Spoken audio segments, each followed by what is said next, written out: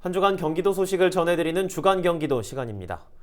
경기도 공공기관 3차 이전에 따른 1차 심사 결과가 발표됐습니다.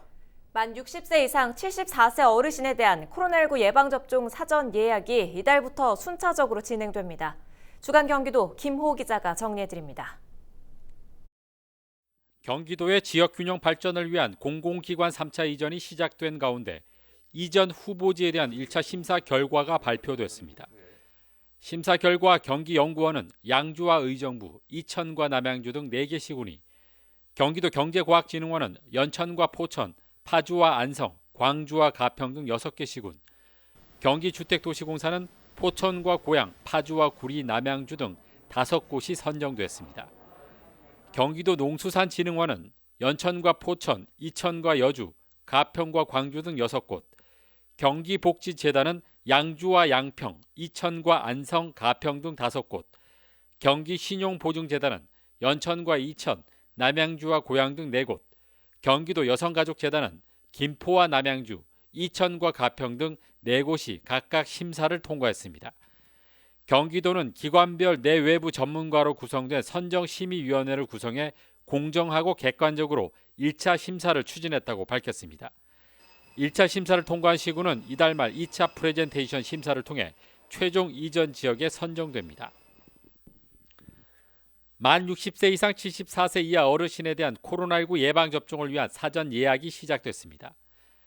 만 70세에서 74세는 지난 6일부터 다음 달 3일까지, 65세부터 69세는 10일부터 다음 달 3일까지, 60세에서 64세는 13일부터 다음 달 3일까지 순차적으로 사전 예약을 할 수 있습니다.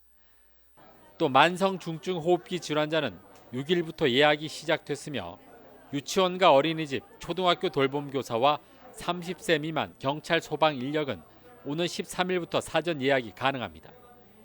예약을 마친 접종 대상자는 오는 27일이나 다음 달 7일부터 일정에 맞게 접종을 시작합니다. 한편 4월부터 진행 중인 75세 이상 어르신에 대한 백신 접종은 다음 달 말까지 1차 접종이 완료될 예정입니다. 경기도는 농지를 사서 지분을 쪼갠 뒤 다시 파는 이른바 농지 쪼개기 수법으로 부당 이득을 챙긴 농지법 위반자 54명을 적발했습니다. 이들은 농지 156개 필지 12만 1000여 제곱미터를 사들인 뒤 2214명에게 쪼개 팔아 581억 원의 부당 이득을 챙긴 혐의를 받고 있습니다. 경기도는 이들 중 10억 원 이상 투기 이익을 챙긴 18명을 경찰에 고발하고 나머지 36명은 관할 지자체를 통해 고발 조치하기로 했습니다. 경기도는 또 농지 불법 임대 733명과 휴경 279명, 불법 전용 6명을 적발해 행정 또는 사법 조치하기로 했습니다. 경기도가 전국 최초로 학교 급식용 가공식품에 비유전자 변형식품 인증 표시를 의무화하도록 했습니다. 이에 따라 오는 11월 21일부터 유전자 변형식품 표시 대상 6종을 원재료로 사용하는 학교 급식 가공식품 생산업체는 비유전자 변형식품 인증을 받아야 합니다. 경기도는 이 같은 내용을 담은 경기도 친환경 학교 급식 등 지원 조례 일부 개정안을 오는 20일 공포하기로 했습니다. 조례 공포 후에는 업체별 원활한 참여를 위해 6개월의 유예 기간을 통해 인증 준비 등 시행을 돕기로 했습니다. 헬로티비 뉴스 김호입니다.